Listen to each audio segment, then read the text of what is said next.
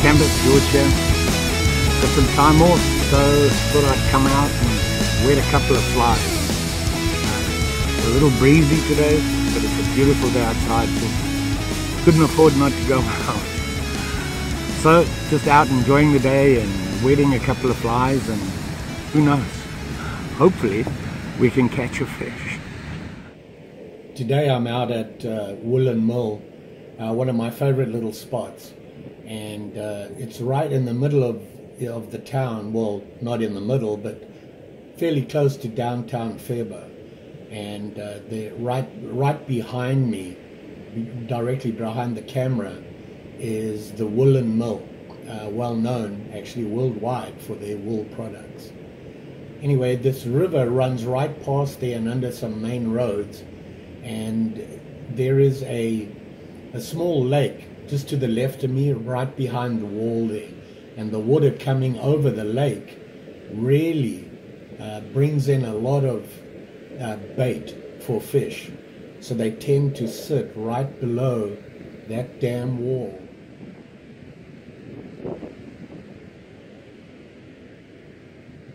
And what I'm trying to do here is to get my fly right around the edges of where all the ripple is in the main flow.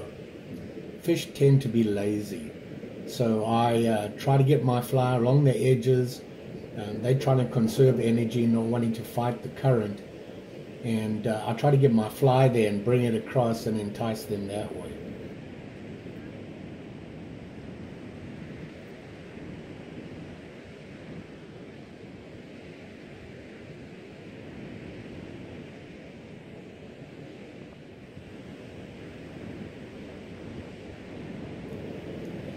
I've been fishing about 15 minutes when I got this hit.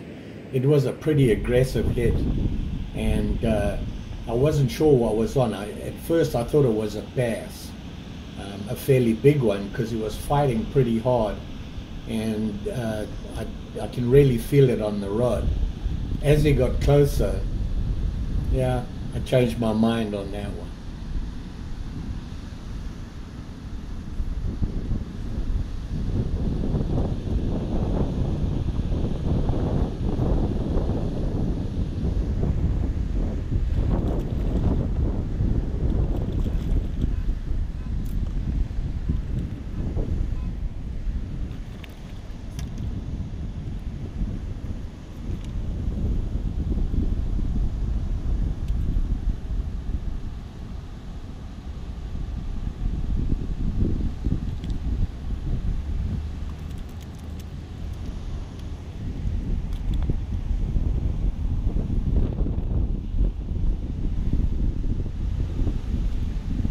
These guys have some sharp teeth, and I didn't really have anything to pick him up with. I don't have a glove or anything, so I had to be really careful about how I got hold of him. I didn't want to give him the chance to give me a little nip, so I had to be careful with him. Nice size for me.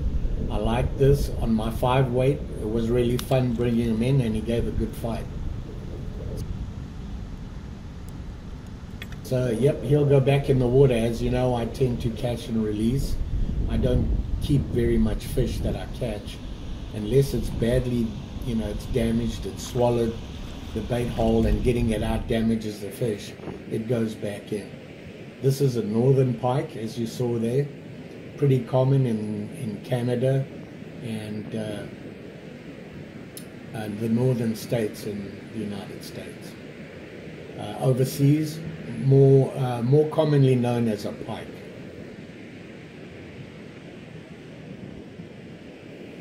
This was a really soft take on my rod. I barely felt it, and at first I thought I'd just maybe caught on something on the bottom, but then I felt it tug again, so I gave it a good whack and brought him in. And as you can see, he's not a very big guy. I've caught a lot of these guys on my fly rod. Typically small ones like this. There are a lot of them out there that are very aggressive. Of course, it's very common up here, and in the winter months, a very popular fish to be fishing for.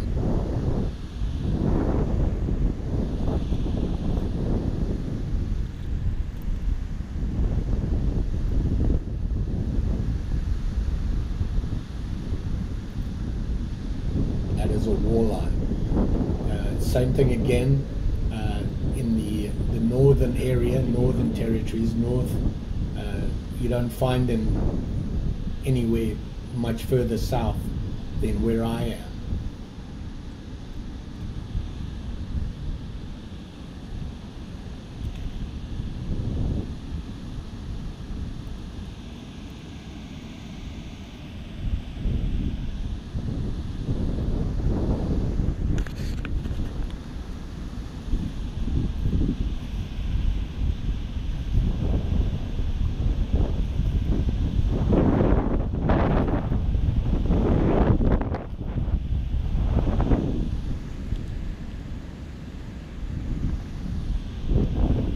One thing I have learned, and that is to vary my retrieve. When I'm bringing the line into me, I try different things, either long strokes in and let it sit and then do a couple of long strokes, or just do some really small, short, quick strokes on the line to get it to jerk in. And I try to remember when I'm getting takes. I like to look at my video afterwards and see what I was doing, because my memory's not what it used to be. So I have to go back and have a look and see what I was doing when I caught whatever fish it was.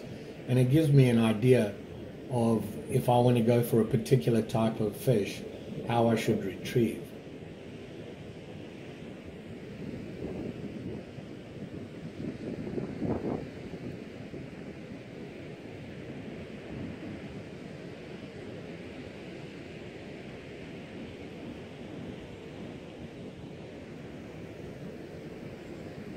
One thing I have learned fly fishing is that before you start casting, look behind.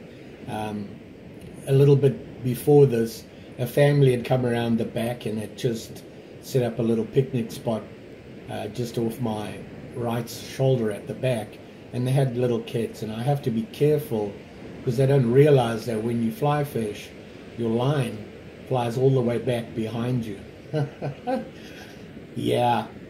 You have to be careful, so I've learned to look behind before I start casting, especially if I know there's people around.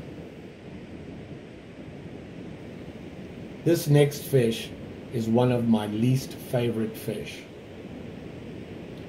In this particular pond, unfortunately, there's a lot of them, and they are in large groups moving up and down this pond, and they're nasty fish. You've got to be careful on a fly rod, especially a lightweight fly rod. I have a 3-weight. I have to be really careful with when I catch these guys. I've already broken one before, and yeah, and that is the bullhead. Not my favorite fish at all, and I know a lot of people don't like them. Some people don't even put them back in. They'll just take them out and get rid of them.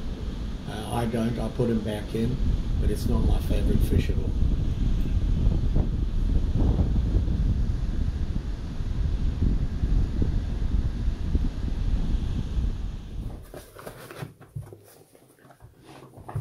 So there you go, campers. 3 different fish on the same fly. Doesn't happen to me that often, but over at Woolen Mill, that happens a lot.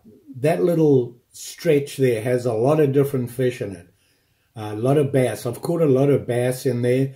A little bit further down from where I am. They tend to be down towards where the main road crosses over the river. And they sit in that shade there waiting for bait to come down, and then they shoot out and grab them there. And I've had a lot of success there on my 5-weight. The Sage is definitely my go-to setup that I always tend to fish with. And that's a Sage 9-foot 2-piece 5-weight, and it's a great rod. And like I said, in really windy conditions like I was in today, it seems to still get the line out there. Sometimes I have to fight a little bit with it, but it gets it out there. Whereas my 3-weight that I have from Cabela's, which is another nice rod, it is a 3-weight 4-piece, kind of my travel setup. And I like using it. It's very lightweight. At Woolen Mill and places like that, I have to be careful. Those bullheads are pretty aggressive, and I've already broken a 3-weight, pulling in a bigger bullhead. I got it out of the water and lifted my rod up, and it jumped and snapped the tip off. Fortunately, it was a Cabela's rod, and they had no problem replacing it for me free of charge under their warranty lifetime. So I lucked out there. But anyway, the fly I was using, which was a crystal olive woolly bugger, and it's, for me, is a really good, any woolly fly for me is a go-to fly.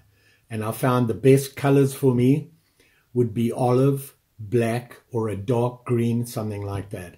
I like a beadhead on there because it takes it down, and as you strip, it tends to give a better motion to the fly, and you can get it down.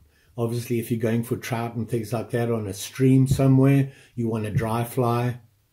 That's always fun too. And then there's nymphing. Nymphing is something I want to do more of. It is a different way of fly fishing, and you just basically have the typically very small flies or nymphs, and you're putting it in moving water, and the water just drifts it down into where the fish are sitting. An interesting way, and I want to try that. The woolly bugger I found to be probably my go-to fly. It will catch anything, as you saw. They go crazy. The fish just love them. And this today I used actually a bigger one than I would normally use, and I had a lot of success with it. That pike that I caught is the biggest one I've ever caught on a fly rod, and I think it was because the fly was bigger. Normally when I'm catching pike, they're a lot smaller, and I think, obviously size counts. These guys are going for the bigger the fly, the bigger the fish going after it. And if you're learning to fly fish and you're starting out, that's what I'd recommend you go with to start out. There's tons of flies out there, and there's the fancy ones for this and that. And go with a woolly bugger, and you'll certainly catch anything. Panfish, pike, bullhead. I've caught carp on it, a lot of bass on it, and the panfish love them. So you can't go wrong with a woolly. Hope you enjoyed the video. Hopefully you learned something from my bad mistakes and my bad habits. But I'm hoping in the future to do more videos like that and being a little bit more informative. I'm a self-taught fly fisherman. I love fly fishing. I'm a hacker, and everything I have learned, I've had to learn the hard way. I watch videos, listen to other people, watch how they fish, and that's how I picked it up. And slowly I'm getting better at it and getting a better understanding of what I'm trying to do. But hopefully it helped you and you enjoyed the video. Don't forget, like, share, subscribe. You know the story. Pretty sure I'll be back with some more fishing, camping, or something about the cottage. Who knows? Stay tuned. Thanks for watching.